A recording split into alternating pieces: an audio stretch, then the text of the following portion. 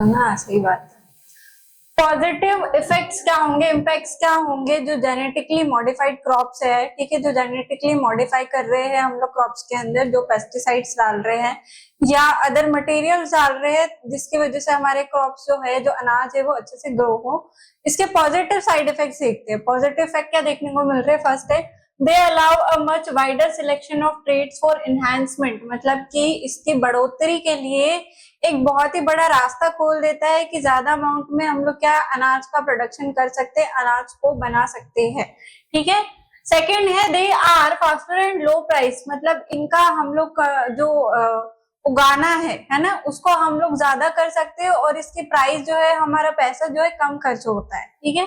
Third के they achieve the desired change in very few generation, मतलब कि बहुत ही कम जनरेशन अनुवांशिक ऐसे होंगे जिसके अंदर चेंजेस आएंगे, बाकी जो है हमारे क्रॉप्स वो जैसे कि वैसे ही रहेंगे, ठीक है। फोर देख रहे they allow greater precision and selecting trades, ठीक है, बहुत ही ज्यादा क्या है उसमें एक प्रिसाइजन वो लगेगा, मतलब हमें छाट करके देखना पड़ता है कि कौन सा क्या है काम कर रहा है और कौन सा नहीं कर रहा है, जो हमारे क्या है जो अनाज को और उपजाऊ बना रहा है, ओके। नेक्स्ट है they reduce the risk of random occurrence of undesirable trades, मतलब कि इसमें अनडिजायरेबल ट्रेड्स नहीं होते। अनडिजायरेबल जो हमें नहीं चाहिए वो खरपतवार बहुत ही कम मात्रा में उगते हैं, हमारे जो अनाज है वो अच्छी तरीके से उगेंगे, उसकी गुणवत्ता अच्छी रहने के चांसेस ज्यादा है, ठीक है। अब लॉन्ग टर्म बेनिफिट्स में क्या क्या हो जाएगा?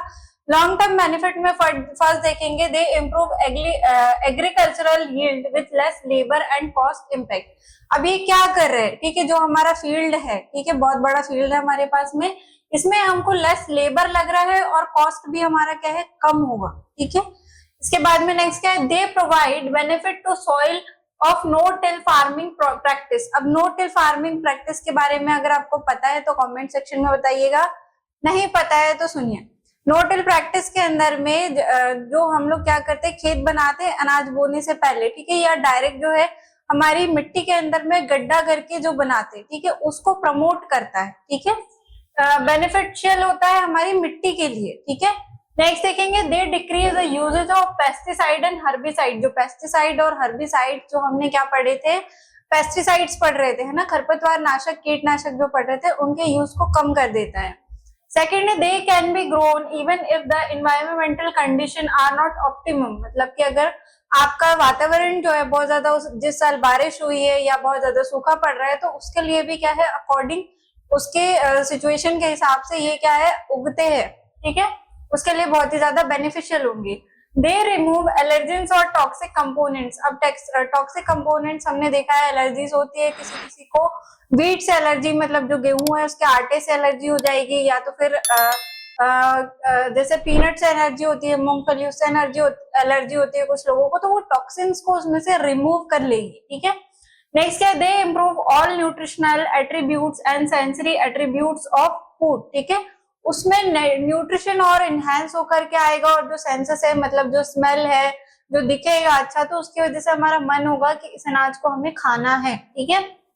नेक्स्ट है they improve processing characteristics, they reduce the waste and also lower the food cost for the consumer. अब फूड कॉस्ट क्या होगा कंज्यूमर्स के लिए कम होगा, अगर ज्यादा अमाउंट में जो है हमारी प्रोडक्शन होगा किसी भी फूड का, तो उसका क्या होता है मार्केट में आके उसका वैल्यू जो है वो कम हो जाती है, क्योंकि हर किसी के पास में अनाज है तो उसकी वैल्यू मार्केट कम हो जाएगी। जो एकदम रेयर चीजें मिलती है ना, उसी की मार्केट वैल्यू हमेशा हायर रहती है, ओके। नेक्स्ट देख रहे हैं they prevent the loss of species to endemic disease, ठीक है, स्पेसीज जो होती है, ठीक है, एक पर्टिकुलर स्पेसीज, एंडेमिक मतलब जो किसी भी एक पर्टिकुलर छोटे से एरिया में जो डिसीज है, ठीक है, उसको खत्म कर देता है, ओके। अब नेक्स्ट क्या देखेंगे इसके नेगेटिव इफेक्ट्स क्या क्या होंगे। अब नेगेटिव इफेक्ट्स क्या होंगे जेनेटिकली मॉडिफाइड क्रॉप्स के, तो फर्स्ट हम लोग देख रहे हैं इन्वायरमेंटल इफेक्ट क्या हो सकता है। Undesired environmental effects include harming non-target and beneficial species of crops, मतलब हमने जिसको टारगेट नहीं किया है या जिससे कोई हमारा बेनिफिशियल नहीं है, कि जिससे हमें लाभ नहीं मिल रहा, उन अनाज के चीजों को भी, उन अनाज के पौधों को भी ये अफेक्ट कर सकता है। With engineered insecticidal properties as well as developmental of new strains of resistance to pests, मतलब जो भी हम पेस्ट यूज कर रहे हैं, पेस्टिसाइड्स यूज कर रहे हैं, उसका उस पर कोई भी प्रभाव नहीं पड़ सकता है ड्यू टू इन्वायरमेंटल। ठीक है, जैसा भी इन्वायरमेंट आप बना रहे हो आपकी खेती करने के लिए, ठीक है, खाद जो भी आप यूज कर रहे हो उसकी वजह से जब आप पेस्टिसाइड यूज कर रहे हो तो उस पर कोई असर ही नहीं पड़ रहा, क्योंकि आपने खाद इतना स्ट्रॉन्ग यूज किया है, नेचुरल नहीं यूज किया है, या तो फिर उसमें केमिकल्स हाई अमाउंट में, तो उसकी वजह से जो पेस्टिसाइड डाल रहे हो उसका कोई भी असर नहीं पड़ेगा। ठीक है, तो ये हो सकता है। सेकंड देख रहे हैं हम लोग कि हेल्थ पे क्या क्या एडवर्स इफेक्ट पड़ सकते हैं। ठीक है, तो हेल्थ पे मेनली आपका जो अनाज है वो कहीं से भी डायरेक्ट और इनडायरेक्ट तरीके से आपका फूड इनटेक में ही आने वाला है, तो इसका हेल्थ पे असर होगा। तो हेल्थ का असर किस तरीके से होगा? एलर्जिन। अभी क्या कर सकता है? As protein sequence can be changed by adding new genetic material that concerns of unknown allergens। मतलब कि अननोन एलर्जन, जो एलर्जन हमें पता भी नहीं है वो भी एलर्जीज डेवलप हो सकती है। क्या पता फ्यूचर में जाके किसी को मूंग की दाल खाने से एलर्जी हो जाए, अरहर की दाल खाने से एलर्जी हो जाए, क्योंकि उसका जो बनने का प्रोसीजर है उसके अंदर क्या है, जेनेटिक मटेरियल जो है दाल का वो चेंज हो चुका है। ठीक है, दाल का जेनेटिक मटेरियल चेंज हो गया, उसकी वजह से जिस पर्सन ने उसको कंज्यूम किया उसके अंदर जैसे बॉडी में इंटरेक्ट हुआ, जैसे डाइजेशन में इंटरेक्ट हुआ, उसने एलर्जी स्टार्ट कर दी, एलर्जिक रिएक्शन देना स्टार्ट कर दिया, बॉडी पे क्या है दाग होने लगे रेड कलर के, है ना।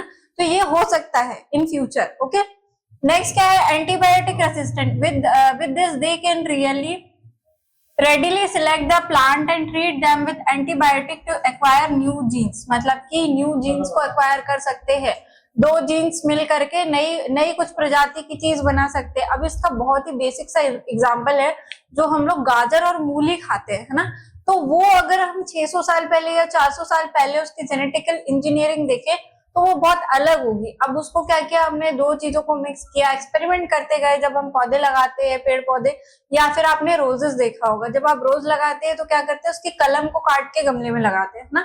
तो जब आप रेड और व्हाइट दोनों को काट के एक साथ लगा देते हो, एक साथ अटैच करके लगाते हो, तो वो कुछ अलग जो है कलर का रोज निकल के आता है। ठीक है, आपने अगर प्लांटेशन किया है कभी या उसके बारे में सुना है तो आपको ये बात जरूर पता होगी कि अगर हम दो कलम को एक साथ काट के लगा लेते हैं तो उससे क्या है, कुछ तीसरा ही कलर निकल के आता है रोज का। ठीक है, तो इस तरीके से क्या हो जाएगा, एंटीबायोटिक रेजिस्टेंस, और आप जो भी एंटीबायोटिक दोगे वो भी क्या करेगा, मना करेगा कि हम इसको ले ही नहीं रहे। ठीक है, रेजिस्ट कर देगा। इसके बाद में क्या है, डिक्रीज्ड न्यूट्रिशन। न्यूट्रिशन तो ऑब्वियसली डिक्रीज होगा ही, क्योंकि आप क्या कर रहे हो, ऐसे क्रॉप्स को यूज कर रहे हो तो जेनेटिकली मॉडिफाइड है। अब जैसे दाल का काम है कि हमको प्रोटीन दे रहा है, कार्बोहाइड्रेट दे रहा है ना, दाल देती है हमको प्रोटीन और कार्बोहाइड्रेट। अगर हमने दाल के जेनेटिकल इंजीनियरिंग को चेंज कर दिया तो क्या वो हमें इन फ्यूचर में देगी?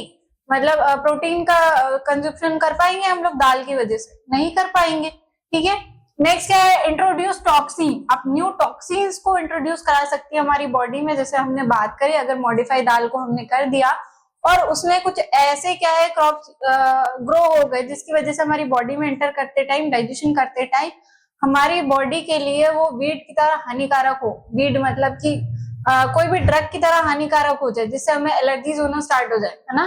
तो ये टॉक्सिन्स को भी डेवलप कर सकता है।